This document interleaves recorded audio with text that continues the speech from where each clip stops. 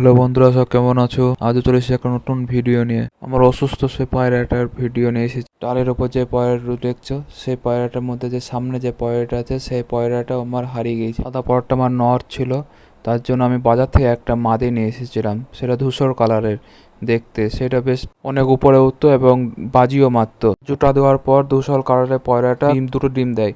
তার মধ্যে একটা সাদা আর একটা এই কালারের কবুতরের বাচ্চা হয়। সেই বাচ্চাটার মধ্যে এটা হচ্ছে মাদি আর ওটা নর।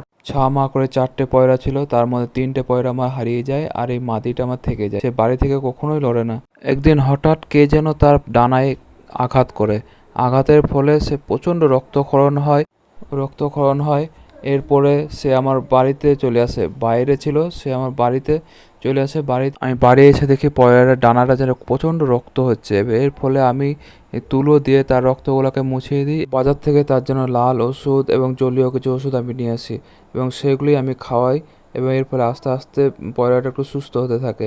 দেখছেন, আমি প্রথমে ভেবেছিলাম যে পয়রার ডানাগুলোতে পোকা হয়ে গিয়েছিল, কিন্তু না, আসলে পোকা না, ওইটা তার পালকের একটা অংশ। আমি ভেবেছিলাম পায়রাটাকে আর বাঁচাতে পারা যাবে না, এতে মারাই যেতে পারে। দেখবেন যে কোনো জিনিস একটু সেবা যত্ন করলেই সে যেন আবার আগের মতন ফিরে আসে। কিন্তু আশা করছি তার ডানা আর ঠিক হবে না, সে আর উঠতে আর পারবে না। তার ডানাটা দেখুন, একটু এমনভাবে আঘাত করা হয়েছে, মোটা কিছু দ্বারা আঘাত করা হয়েছে। তার ডানাটা মনে হচ্ছে ভেঙে গেছে এবং কোনটা কালচিরি হয়ে গেছে।